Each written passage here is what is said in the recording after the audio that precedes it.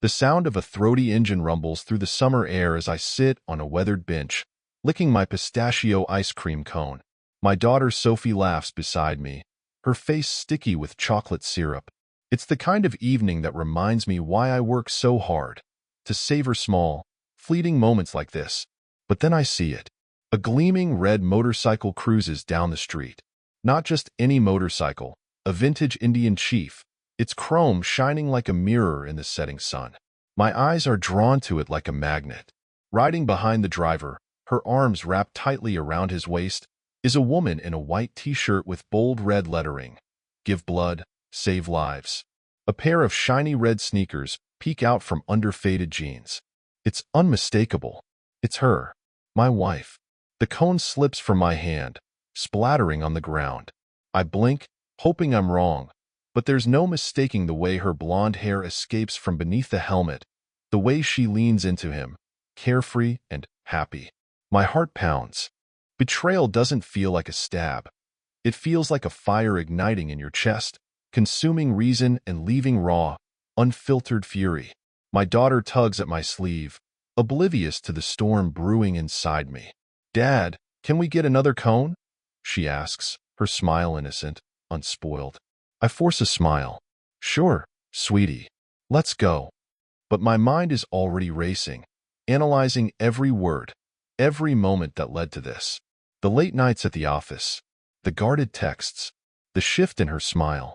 It all clicks, each piece falling into place like a grotesque puzzle. This isn't over. Not by a long shot.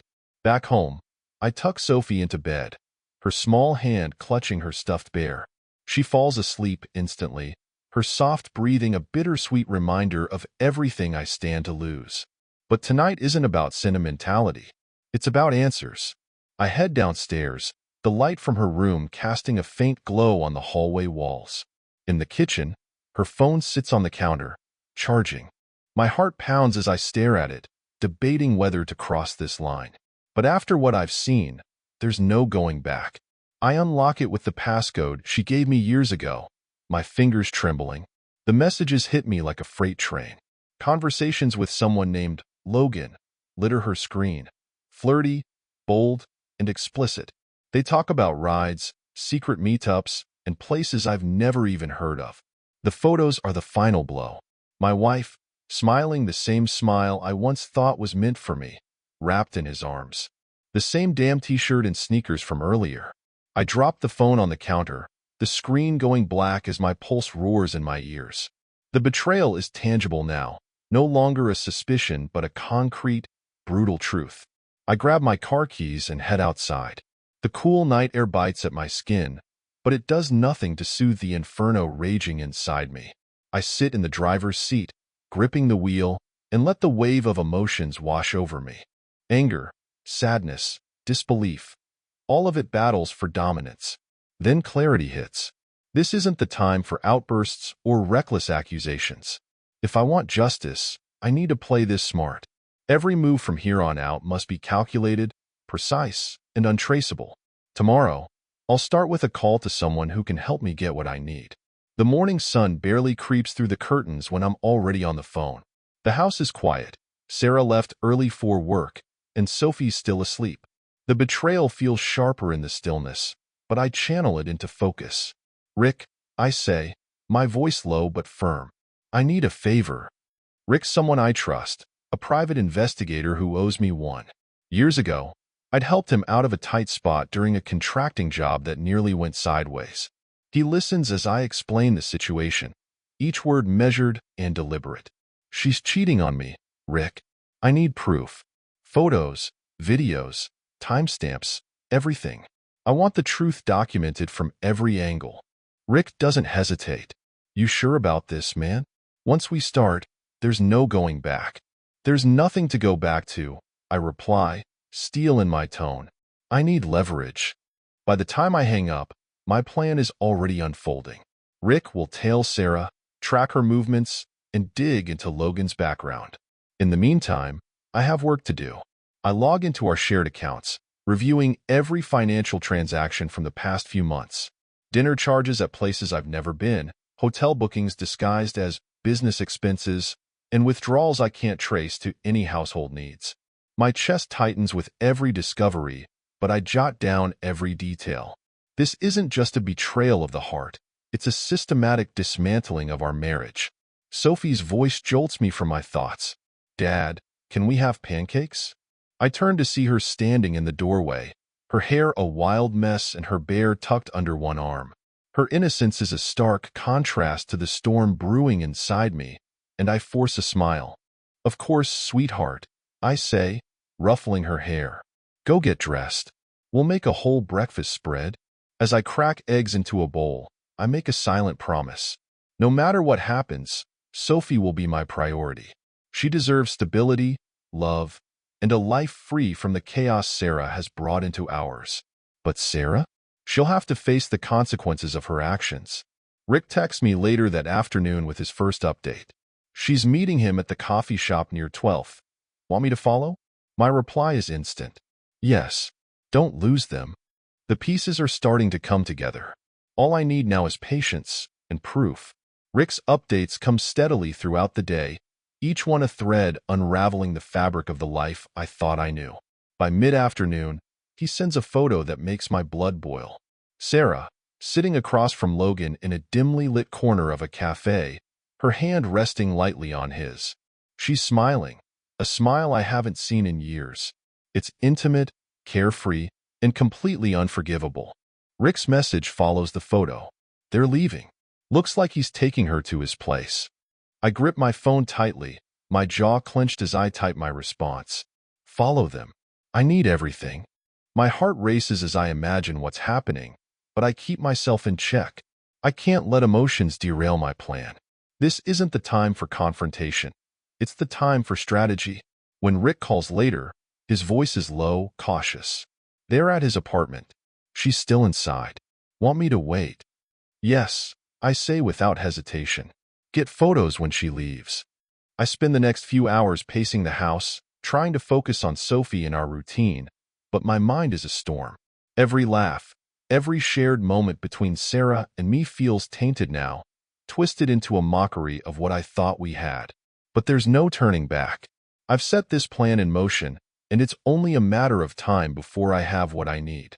Rick's final update comes late in the evening. She left his place around 8. Got photos of her leaving. She looks, let's just say, she wasn't there for a meeting. I thank him and hang up, my hands trembling as I stare at the evidence he sent. There she is, walking out of Logan's apartment, her hair slightly disheveled, her expression one of relaxed satisfaction. It's the confirmation I dreaded but expected. The next morning, I wake early, driven by a renewed sense of purpose. While Sophie eats breakfast, I make another call, this time to my lawyer. I'm going to need those divorce papers ready, I say, my voice steady. And make sure to double-check the prenup. The lawyer hums an understanding. You're certain? More certain than I've ever been, I reply. By the time I hang up, I feel a strange sense of calm. The wheels are in motion, and there's no stopping them now. Sarah's betrayal may have shattered our marriage, but I'll make sure it doesn't destroy the life I've built. The next few days are a masterclass in patience. Rick continues his surveillance, providing a steady stream of updates and evidence. Each photo, timestamp, and message is another nail in the coffin of our marriage. Sarah's routine is predictable: work, occasional errands, and then the stolen hours with Logan. She doesn't even try to hide it anymore, assuming her facade is intact. What she doesn't know is that I've already begun dismantling her foundation. My lawyer's efficiency is a weapon in my arsenal. The prenup is airtight, and every financial document I've provided strengthens my position. With Rick's evidence, the picture becomes undeniable. Sarah's infidelity is blatant and habitual. On a quiet Tuesday evening, I get a call from Rick. His tone is different this time, more urgent. Mark, you're going to want to hear this. I planted a recorder in Logan's apartment before they arrived. The audio, it's bad. Define bad, I say, gripping the phone tighter. They're talking about your daughter. About how Logan thinks it's funny that Sarah still plays the perfect mom act while sneaking around. It's disgusting. The words hit me like a punch to the gut. My daughter, our daughter, reduced to a passing joke in their twisted game. My anger boils over, but I force myself to remain composed. Send me everything, I say through gritted teeth. Every word. The recording arrives minutes later. I sit in my office, headphones on, listening to their voices. Sarah sounds so comfortable. She laughs. She teases. She shares intimate moments with a man who has no regard for the life we built together. And when they talk about Sophie, it's as if she's just another obligation, a hurdle to their so-called happiness. I take a deep breath, fighting the urge to smash something. This isn't the time for rage. It's the time for precision. I save the recording to a secure drive, cataloging it with the other evidence. Every piece of this puzzle will play a role in what's coming next. That night, Sarah comes home late. I'm sitting on the couch, pretending to watch TV, but my focus is on her every move. She walks in, her expression neutral, and tosses her bag onto the counter. Long day? I ask casually, keeping my tone even. She nods, avoiding my gaze. Yeah, work's been crazy. I smile faintly, nodding as if I believe her. You're doing great, though. I can tell. She glances at me, surprised by the compliment. Thanks, she says softly before heading upstairs. As soon as she's out of sight, I grab my phone and text Rick. Tomorrow, I need you to focus on Logan. I want to know everything about him, where he works, who he talks to, and any skeletons he might be hiding. The response is immediate. On it. Tomorrow, the game shifts. Logan isn't just an accessory to Sarah's betrayal. He's a target. The next day, Rick dives into Logan's life, peeling back the layers like an onion. By mid-afternoon, the results start pouring in. Logan isn't just some smooth-talking charmer. He's a serial manipulator. Rick uncovers a trail of former partners, each with a story eerily similar to what Sarah is living now. Sweet beginnings, stolen moments, and a web of lies. Some ended with heartbreak, others with restraining orders. Rick sends me a photo of Logan at his workplace, a nondescript auto repair shop on the edge of town. He's leaning against a car, talking to a coworker, his casual demeanor masking the chaos he's sown in his personal life. There's more, Rick says over the phone. Logan's got debt, massive debt. Credit cards maxed out, a car loan he's months behind on, and a shady deal with a loan shark named Vince.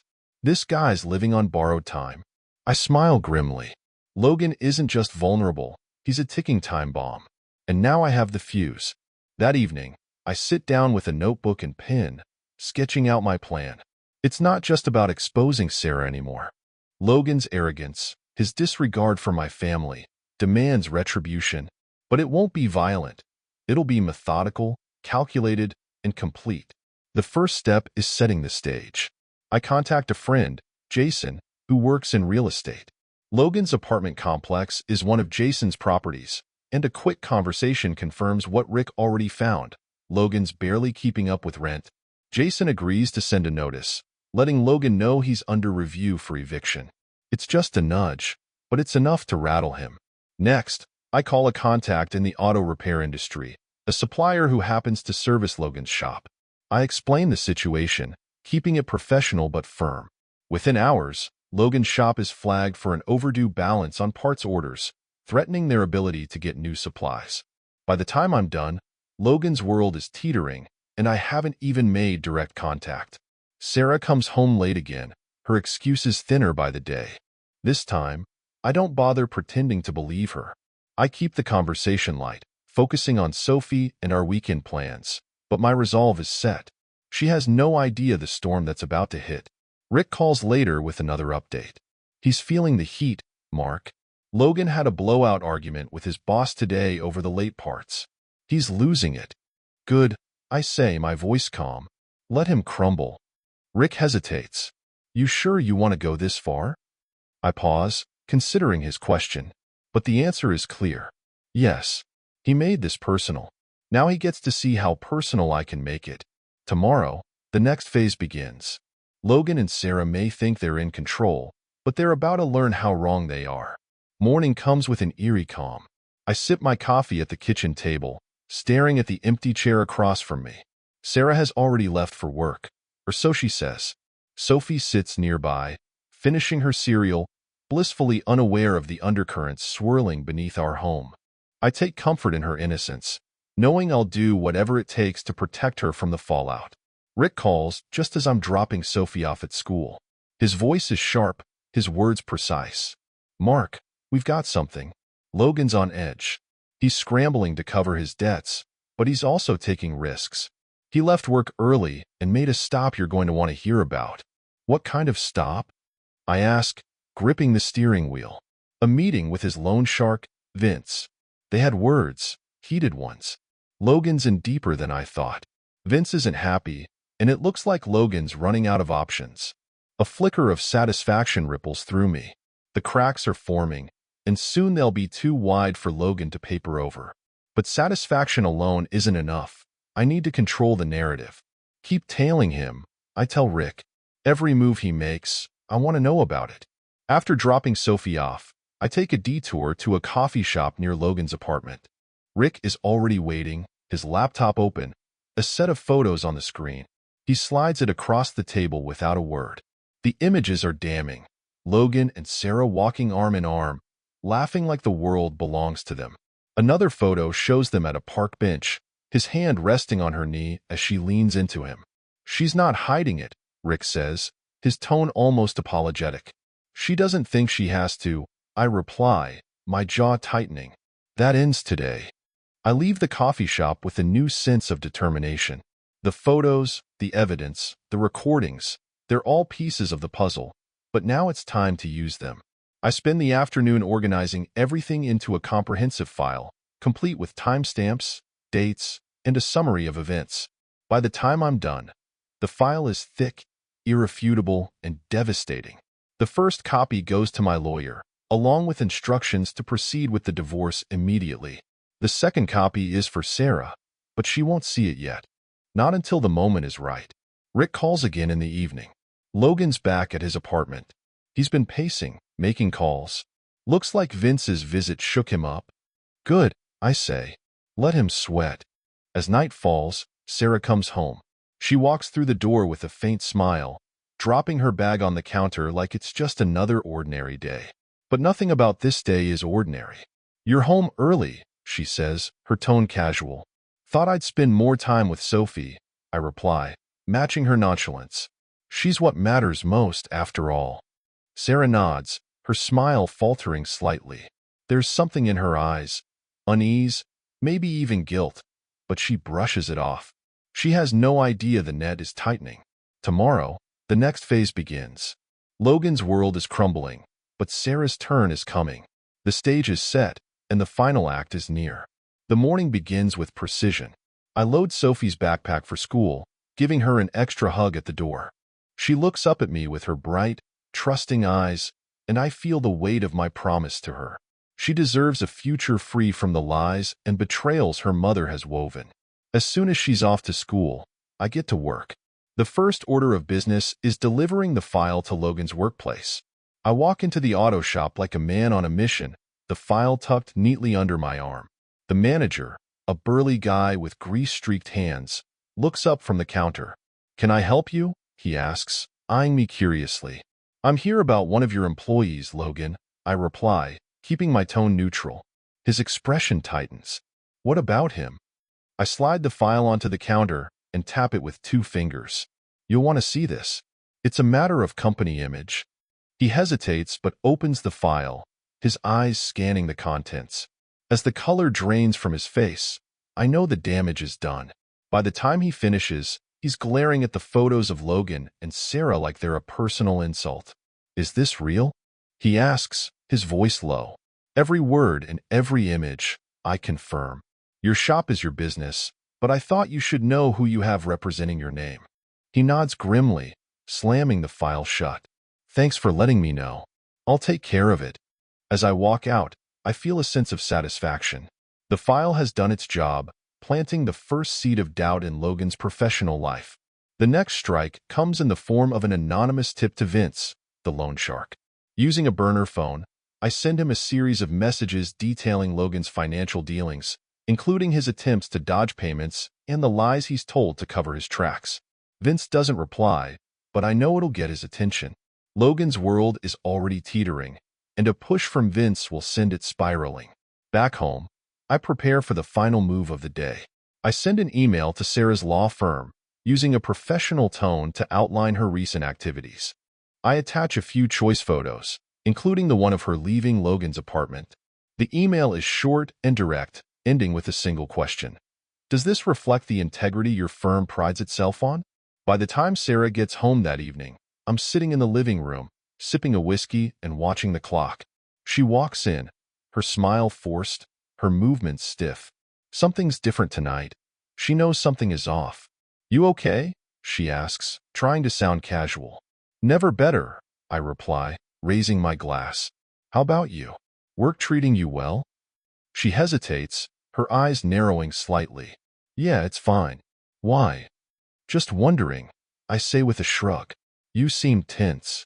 She brushes past me, muttering something about a shower, but I can feel the cracks starting to form. The pieces are falling into place, and soon, she'll have no choice but to face the truth. Tomorrow, the pressure mounts. Logan's life will unravel, Sarah's world will implode, and I'll be there to watch it all. The morning brings with it the first signs of the storm. Sarah leaves early, her usual confidence replaced by an air of unease. She kisses Sophie on the cheek, avoids my eyes, and rushes out the door as if she's running from something or someone. As I sip my coffee, Rick calls with an update. His voice carries the urgency of someone who knows the house of cards is about to collapse. "Logan had another meeting with Vince," Rick says. "It didn't go well." I lean back in my chair, intrigued. "What happened?" "They had it out in the alley behind Logan's shop. Vince brought 2 guys with him. Let's just say Logan left the conversation looking like he'd been through a round with a heavyweight champ." A grim smile forms on my lips. "And Sarah?" She's trying to keep her head down, but it's not working. Someone at her firm forwarded those photos to the partners. Word's spreading fast. It's only a matter of time before they confront her. The satisfaction is bittersweet. None of this undoes the betrayal, but watching the consequences unfold is a small victory. I thank Rick and hang up, my focus shifting to the day ahead. By mid-morning, the first real fallout hits. Sarah's law firm calls. The voice on the other end is cold, professional, and razor-sharp. "This is regarding Sarah," the caller says, skipping the pleasantries. "We've received troubling information about her conduct outside of work. As her spouse, you may be aware of the situation." I keep my tone measured, pretending to be the concerned husband. "I had no idea. What's going on?" The caller doesn't elaborate, but I know the wheels are in motion. Sarah's carefully crafted image is crumbling, and she won't be able to hide from it for much longer. Later, I pick Sophie up from school. She chatters about her day, her happiness a stark contrast to the chaos brewing beneath the surface. I take her for ice cream, letting the simplicity of the moment ground me. No matter what happens, she'll be my anchor. When Sarah returns home that evening, she's visibly rattled. Her usual confidence is gone, replaced by a nervous energy that fills the room. "How was work?" I ask, feigning interest. She glances at me, her eyes darting away quickly. "Fine. Just a lot going on." I nod, taking a sip of my drink. "Anything you want to talk about?" She shakes her head, offering a forced smile. "No, I'm just tired." The tension is palpable, but I don't press. She's on the edge, and I want her to feel every ounce of the pressure she's created. Later that night, as Sarah showers, I receive an email from Rick. It's a photo of Logan leaving his apartment, a duffel bag slung over his shoulder. The caption reads, "Running scared?" I can't help but grin. Logan's unraveling, Sarah's teetering, and the endgame is finally within reach. Tomorrow, the dominoes will start to fall, and I'll make sure they hit with precision. The morning air feels electric, charged with the anticipation of what's to come. Sarah leaves the house without a word, her shoulders tense, her movements rushed. She's running late, not to work, but to her excuses. Rick texts me as I sip my coffee. "Logan's been evicted. Saw him arguing with the landlord this morning. Packed up and gone." "Perfect," I reply, a sly grin forming. With Logan out of his apartment, the chaos intensifies. He'll have nowhere to hide when the storm catches up with him. At mid-morning, another call comes in, this time from Sarah's law firm. The same icy voice as before delivers a terse update. We've had to suspend Sarah pending an internal review. She's aware of the situation, but it's likely she'll face termination. I play the part of the supportive husband, masking the satisfaction boiling beneath the surface. That's unfortunate. Please let me know if there's anything I can do to help her through this. The words taste like poison, but I keep my composure. Every piece of this puzzle is snapping into place, and I'm not about to lose control now. By afternoon, Rick calls again. His voice carries a note of excitement. "Mark, you won't believe this. Logan just showed up at Vince's office." "And?" I ask, leaning forward in my chair. "They had a shouting match. Logan's desperate, trying to buy more time. Vince isn't having it. Word is, Logan skipped town." I chuckle softly. Good. Let him run. But Logan isn't my main focus anymore. Sarah is. Her life is unraveling faster than I anticipated, and tonight, she'll face the truth she's been avoiding. When she comes home, she's a shadow of the woman who left this morning. Her makeup is hastily applied, her eyes red-rimmed. She walks into the kitchen, avoiding my gaze. "How was your day?" I ask, my tone light but pointed. She hesitates, glancing at me briefly. "It was fine." I set down my glass, my movements deliberate. "Was it? Because I got a call from your firm." Her face pales, her lips parting as if to speak, but no words come out. "They mentioned a suspension." I continue, standing and walking toward her. Something about conduct unbecoming of an attorney. She steps back, her hands trembling. I can explain." "Explain?" I repeat, my voice rising slightly. "Explain how you've been lying to me, sneaking around with that lowlife, and tearing this family apart? By all means, Sarah. I'd love to hear it." Tears spill down her cheeks as she collapses into a chair. "It wasn't supposed to be like this," she whispers. "I didn't mean for it to happen." I cross my arms, towering over her. "But it did, didn't it? And now, you get to deal with the fallout. The lies, the betrayal, the choices. You own all of it." For the first time, she looks up at me, her expression a mixture of regret and desperation. Can we fix this?" I let her words hang in the air before responding, my voice cold and final. "No, Sarah, we can't." I leave her sitting at the table, broken and defeated. Upstairs, I check on Sophie, who's fast asleep, her peaceful face a reminder of why I'm doing this. This is for her, for our future. Tomorrow, I file the divorce papers. The final move in a game Sarah and Logan never realized they were playing. The next morning is crisp and clear, but the weight in my chest makes it hard to appreciate. I sit in my truck, gripping the steering wheel tightly, the folder containing the divorce papers on the seat beside me. Today marks the beginning of the end, and though I've prepared for this moment, it doesn't make it easier. As I pull into my lawyer's office, I take a deep breath, trying to steady my emotions. Inside, the receptionist greets me warmly, oblivious to the gravity of my visit. I hand over the folder, my fingers brushing against the cool plastic of the binder. "Everything's in there," I say, my voice steady. "Let's get this filed today." My lawyer, a sharp, no-nonsense professional named Lydia, nods. "It's a strong case. With the evidence you've provided, it's going to be hard for her to contest anything." "That's the idea," I reply, standing to leave. "Let me know when it's done." As I drive home, a strange sense of relief washes over me. For months, I've lived under the shadow of Sarah's betrayal, but now, the path forward is clear. The next steps may be painful, but they're necessary. When I get home, Sophie is in the living room, surrounded by her art supplies. She looks up and beams at me, holding up a painting of a house under a bright sun. Her innocence is my anchor, grounding me as the world shifts beneath my feet. "That's beautiful, sweetheart," I say, kneeling beside her. "Is this our house?" She nods enthusiastically. "But I made it with a garden. Can we plant flowers, Dad?" "Absolutely," I say, ruffling her hair. "We'll make the best garden in the neighborhood." The moment is short-lived as Sarah walks through the door. She freezes when she sees me, her eyes darting nervously. "You're home early," she says, her voice tentative.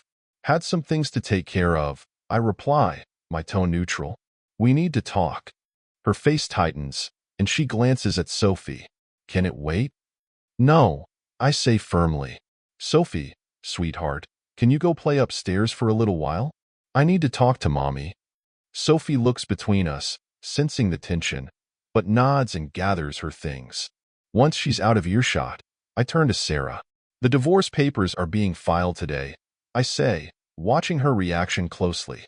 Her breath catches, and she stares at me, her eyes wide. Mark, please, can't we work through this? For Sophie's sake? I shake my head. This isn't just about Sophie. It's about trust, and you destroyed that. You've made your choices, Sarah, and now you have to live with them. Tears well up in her eyes, but I don't falter. I'll make sure Sophie is taken care of. That's my priority now. As for us, there's nothing left to save. She collapses onto the couch, burying her face in her hands. I watch her for a moment, a part of me wanting to feel pity, but I push it aside. This is the bed she made, and now she has to lie in it. Tomorrow, I'll start the process of moving out and rebuilding. For now, I'll focus on what matters, Sophie and the future we deserve.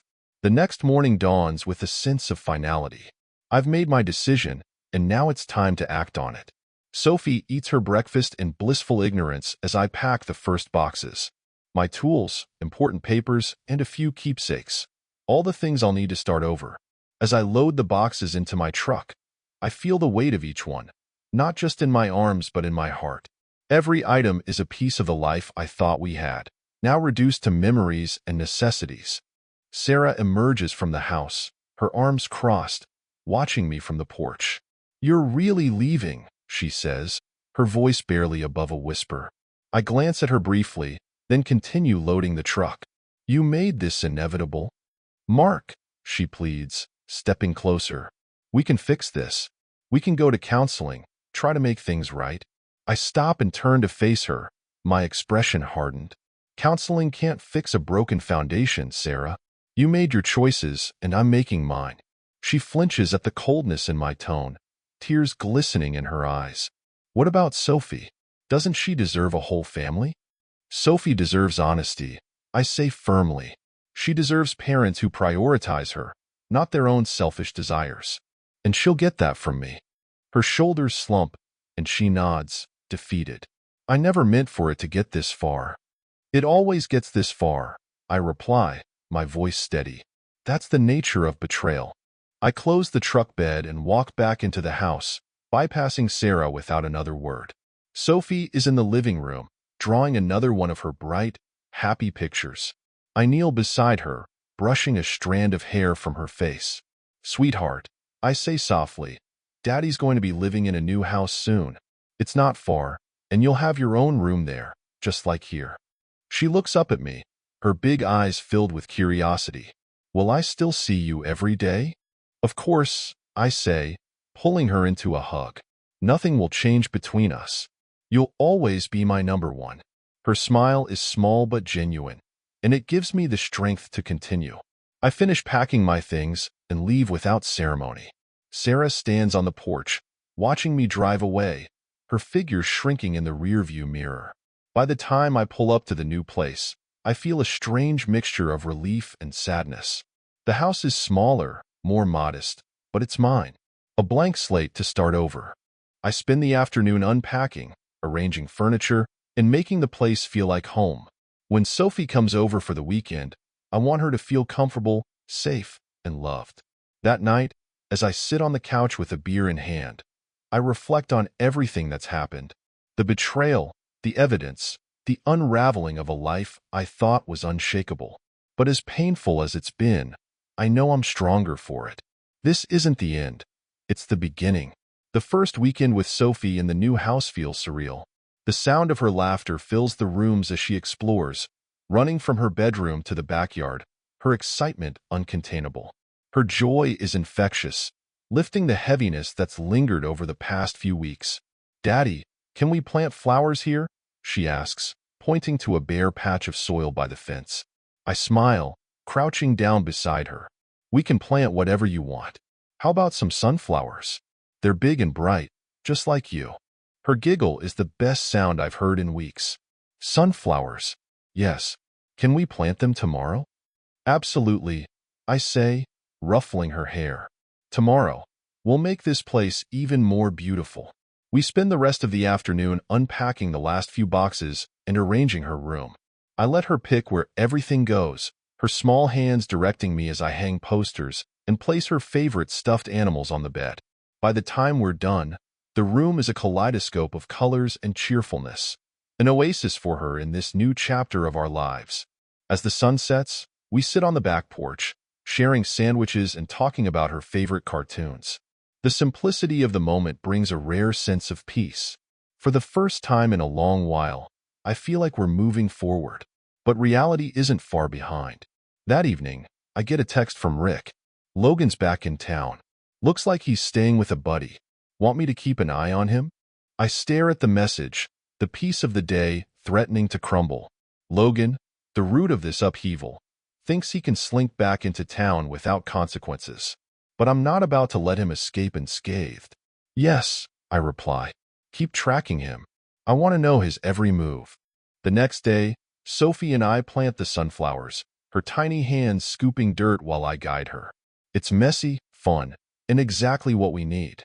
As we finish, she looks up at me, her face streaked with dirt but glowing with happiness.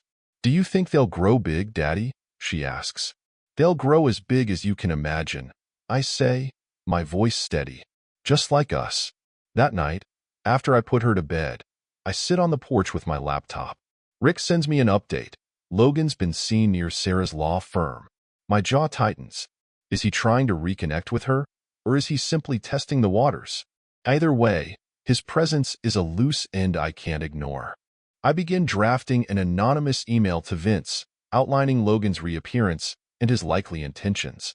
Let Vince handle him. I have bigger priorities now. My focus needs to stay on Sophie and our future, not chasing ghosts from a broken past. Tomorrow, I'll meet with my lawyer to finalize custody arrangements. Sarah will likely resist, but the evidence of her negligence and infidelity gives me a strong case. Sophie deserves stability, and I'm prepared to fight for it. The night air is cool, wrapping around me as I sit in silence. This house, this new life, it's not perfect, but it's ours. And for Sophie, I'll make it everything she needs. The morning is brisk as I head to my lawyer's office, a folder of carefully curated evidence tucked under my arm. Sophie's laughter still echoes in my mind from the night before, fueling my determination. Today is about ensuring her future, her stability, and that means solidifying custody. Lydia greets me with her usual efficiency. Mark, everything's in place. The documentation is airtight. With the evidence we have, there's a strong case for full custody. I nod, settling into the chair across from her desk. I'm ready for whatever she throws at us. She may argue, Lydia continues, flipping through a stack of papers. But the photos, the financial neglect, and her pattern of deceit speak volumes. Sophie's well-being will be the court's priority. The meeting is quick and professional. By the time I leave, the motion for custody is officially filed.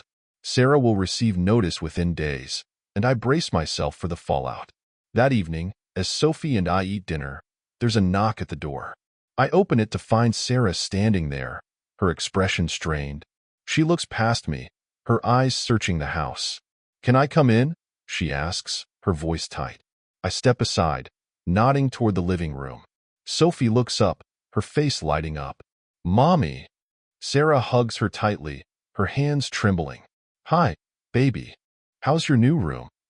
It's great, Sophie says, running to grab a drawing. Look, we planted sunflowers too. Sarah forces a smile, glancing at me over Sophie's shoulder. That's wonderful, sweetie. Once Sophie goes back to her coloring, Sarah turns to me, her expression hardening. I got a call from a lawyer today. Custody. Mark? Really? I keep my voice calm. Sophie needs stability. She needs a home where she knows she's the priority. I am her priority, Sarah snaps, her voice rising. Don't act like I've neglected her. Have you not?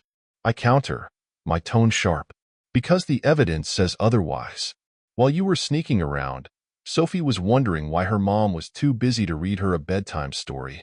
Her face flushes with anger, but she doesn't deny it.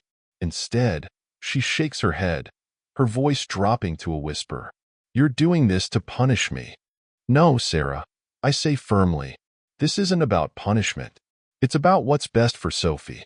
She exhales shakily, glancing towards Sophie's room. "You can't just cut me out of her life." "I'm not," I reply. "You'll still see her. But the court will decide the terms."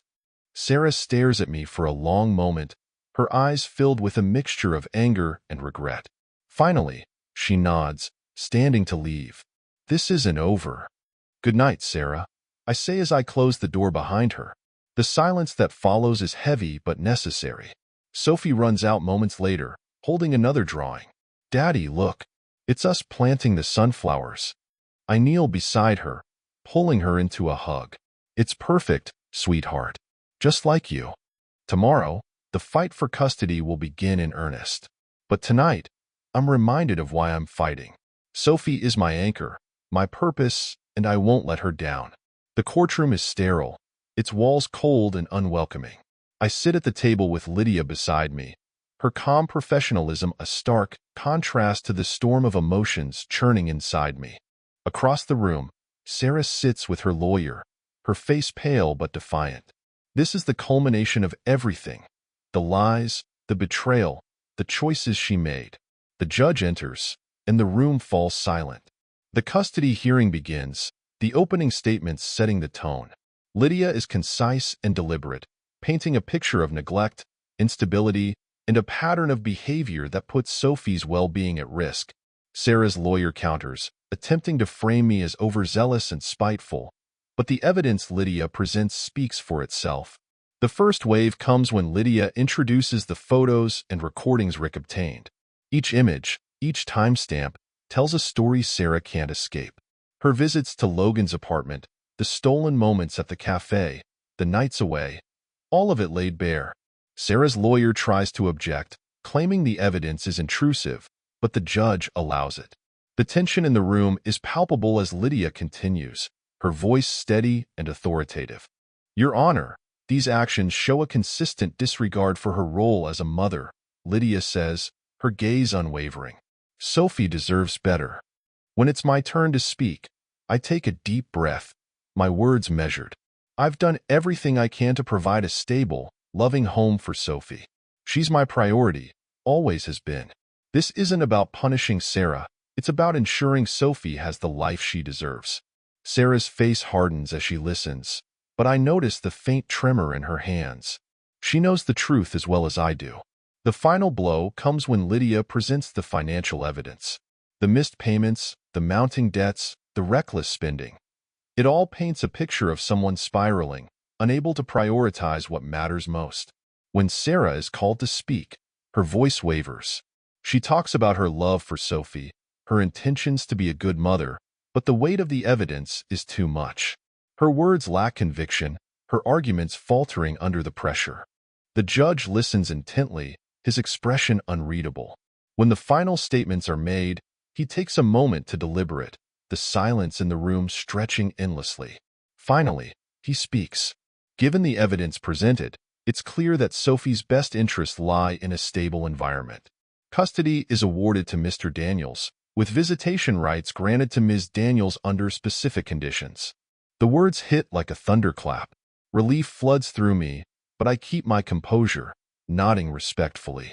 Across the room, Sarah's face crumples, tears spilling down her cheeks. Her lawyer leans in, whispering something, but she doesn't respond. As we leave the courtroom, Lydia places a hand on my shoulder. "You did the right thing, Mark. This is what Sophie needs." I nod, the reality sinking in. The fight isn't over. Co-parenting will come with its own challenges, but for now, I've secured a future for my daughter. That evening, as I tuck Sophie into bed, she wraps her arms around my neck. "I love you, Daddy. I love you too, sweetheart," I whisper, kissing her forehead. "Always." Tomorrow, we begin our new normal. But tonight, we rest, knowing the worst is behind us. The next morning, the air feels different, lighter, calmer. For the first time in months, I wake without the weight of uncertainty pressing on my chest. Sophie's laughter echoes through the house as she chases our dog in the backyard, the simple sound grounding me in the present. This is what I fought for. The custody ruling has brought clarity, but the road ahead isn't without its challenges. Sarah's visitation rights mean she'll remain a part of Sophie's life, and while our interactions will be civil for Sophie's sake, they will be distant. I've let go of the anger.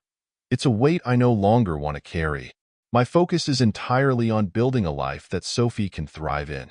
The new house, while modest, is quickly becoming our sanctuary.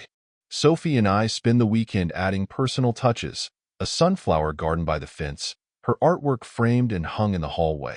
She even insists on painting a mural in her room, a sprawling landscape of bright colors and happy creatures. I give her free rein, her creativity breathing life into the walls. Sunday evening brings a surprise. Rick stops by unannounced, a rare smile tugging at his lips. He hands me an envelope, nodding for me to open it. Inside are the final pieces of evidence he gathered on Logan: financial dealings, connections to shady characters, and a pattern of reckless behavior that ensures his reputation is irreparably damaged. "What do you want me to do with this?" Rick asks, his tone casual but knowing. "Nothing," I reply after a moment's thought. "He's done enough damage on his own. Let him live with the choices he's made." Rick nods, his respect for my decision evident.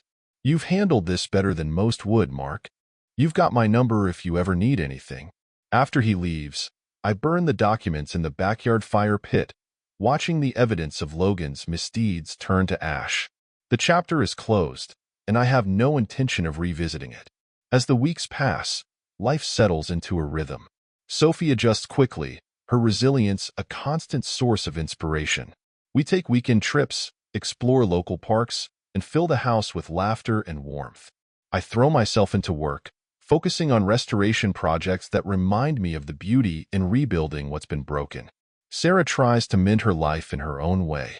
She takes on a smaller caseload at a new firm and slowly begins rebuilding her relationship with Sophie. While our conversations remain brief and focused on logistics, I notice a change in her, a humility that wasn't there before. Perhaps she's learned from this experience, though I know that's not my burden to carry. One evening, as Sophie and I sit on the porch watching the sun dip below the horizon, she leans against me, her small hand clutching mine. "Daddy," she says, her voice soft, "are you happy?" The question catches me off guard, but I don't hesitate.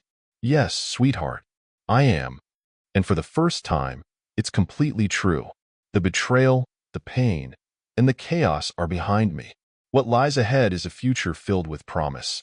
A future where Sophie and I can build a life rooted in love, trust, and the unbreakable bond we share. The past doesn't define us. It's the choices we make after the storm that shape who we are. And as I look at my daughter's bright smile, I know we're exactly where we're meant to be.